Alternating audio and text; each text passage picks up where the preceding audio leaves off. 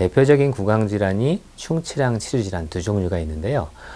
치주질환은 치아를 잡고 있는 주변의 조직이 세균에 의해서 없어지는 병이라고 볼 수 있습니다. 쉽게 비유를 하자면 기둥이 있고 기둥을 받쳐주는 흙이 있다면 그 흙이 사라지는 그런 병이라고 말씀드릴 수 있겠습니다. 보통은 그 깊이가 정상적인 깊이가 있는데 3mm 이내 정도는 정상입니다. 하지만 그 깊이가 4mm 이상, 5mm, 6mm 이렇게 깊어질 경우는 이건 저희가 병적인 깊이다라고 이야기를 할 수가 있겠습니다. 예, 그 수치는 점차 늘어나고 있는 추세인데요. 우리나라에서 보고된 바에 의하면은 가장 많이 의료기관을 이용하는 상병명이 높은 그런 여러 병들이 있는데 그 중에 상위에 랭크된 세 가지 구강질환인데 그 중에 하나가 치주병이거든요.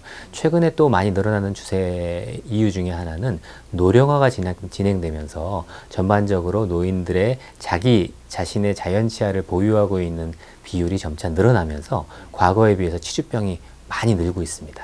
치주병이 진행되는 원리가 치아랑 잇몸 사이에 골짜기가 깊어지면서 거기에 세균들이 자라나면서 치아 주변에 뼈가 녹는 병인데 그 골짜기가 어느 정도 깊은지는 사실은 육안으로 볼 수가 없습니다. 그래서 그 깊이를 재기 위해서 보통은 치주 탐침이라고 하는 바늘처럼 생겼는데 거기에 눈금이 그려져 있는 자를 이용해서 그 골짜기의 깊이를 일일이 재야 되는 거죠.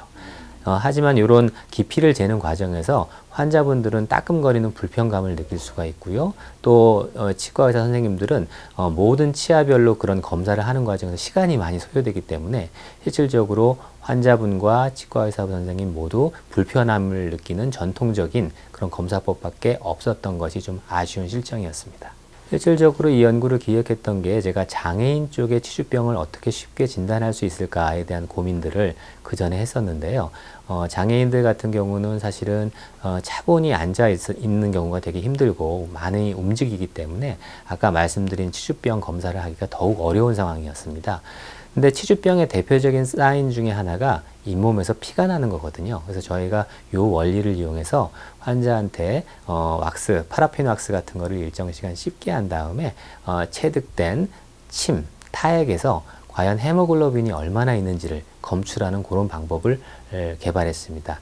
이게 객관적인 측정 수치라면 동시에 자신의 치주병 여부를 가장 많이 잘 알고 있는 건 사실 본인이죠. 그래서 본인한테 치주병의 자각 증상을 보고할 수 있는 한 10가지 정도의 핵심 질문을 간단하게 하고 그 두 가지 객관적인 수치와 주관적인 정보를 병합을 해서 하나의 통계적인 모형을 만들어 봤더니요.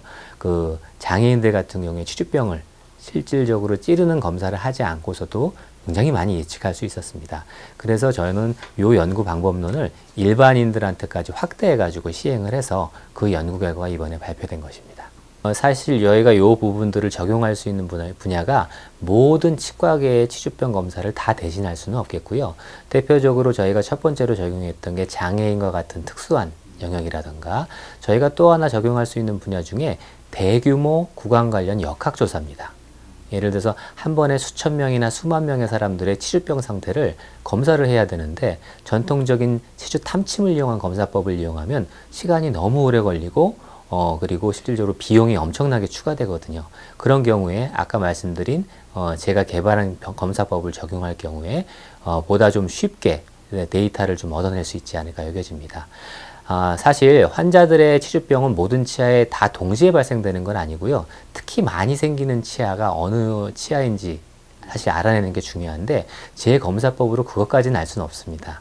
그렇기 때문에 실질적으로 이런 스크리닝 검사법을 통해서 위험군이라고 분류가 된다면 꼭 치과에 방문하셔서 어느 치아에 치주병이 있는지를 확인하는 절차가 필요할 것 같습니다.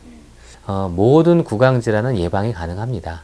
사실은 구강에 존재하는 세균들이 붙어서 형성되는 하나의 막을 우리가 플라그라고 하는데 이런 바이오필름의 막을 우리가 제때만 제거를 해주게 되면 충치랑 치주질환은 충분히 예방할 수 있습니다. 그래서 저는 특히 강조하는 것 중에 하나가 치아랑 치아 사이를 관리할 수 있는 치간 관리용품을 치주병 예방을 위해서는 반드시 쓰셔야 된다고 권장을 드리고 싶습니다.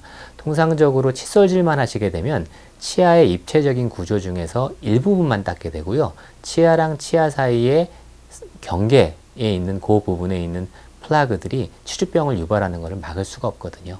그래서 꼭 치실이나 치간칫솔 같은 치간 관리용품을 함께 사용해 주실 것을 권장드립니다.